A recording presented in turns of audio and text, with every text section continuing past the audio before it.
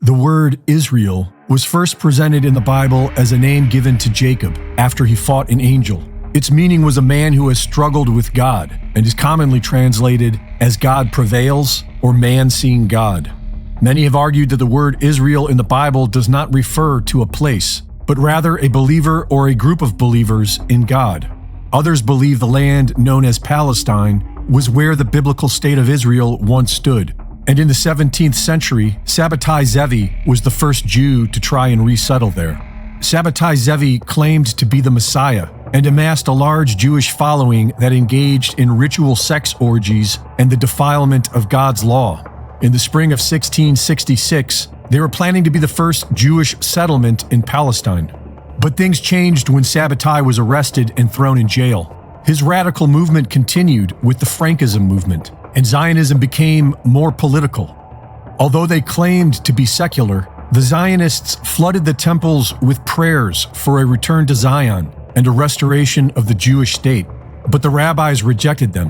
In 1885, the rabbis wrote that we consider ourselves no longer a nation, but a religious community, and we therefore expect neither a return to Palestine nor a sacrificial worship under the sons of Aaron, nor the restoration of any of the laws. While the rabbis offered no support, the Zionists garnered the support of the British Crown as early as 1841, and they were funded by the Rothschild banking dynasty, otherwise known as the Bank of England, so the Crown was likely involved from the start. In 1897, the political intent to recreate the State of Israel was made official to the public, and in 1917, under the British government's Balfour Declaration, British troops seized control of Palestine on behalf of the Zionists. In 1922, the League of Nations adopted the declaration, and in 1947, the United Nations granted parts of Palestine to the Zionists.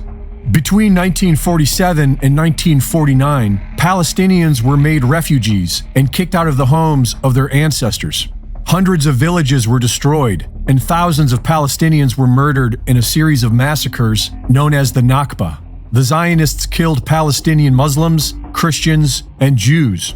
The Zionists claimed to be non-religious, but they were mostly Ashkenazi Jews.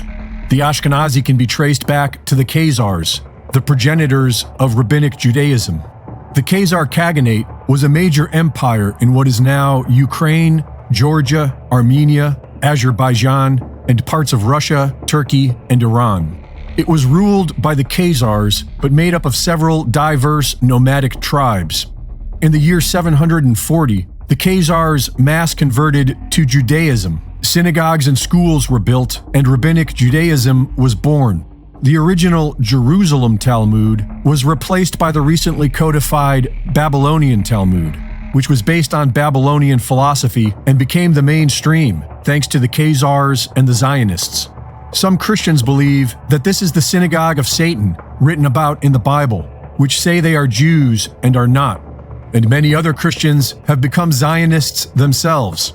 The Zionists have tremendous support from American megachurches and Christian evangelicals, many of whom believe that as the world becomes a fiery hell, they will be saved and brought to an eternal paradise. But in order for this to happen, the Temple of Solomon must be rebuilt, and 2/3 of the Jewish people must perish. According to the Bible, King Solomon's temple was constructed in 957 BC and destroyed in 586 BC, rebuilt again in 516 BC, and destroyed again in the year 70 AD. Many Christians and Jews believe that this temple must be rebuilt in order for their Messiah to come. But there is something in its way. Originally built near the end of the 7th century, the Al-Aqsa Mosque is considered one of the 3 holiest sites in Islam. Islam teaches that this is where the Prophet Muhammad ascended to heaven. The Temple Mount has been occupied by Israel ever since the Six-Day War of 1967, and now it looks like they are ready to complete their mission.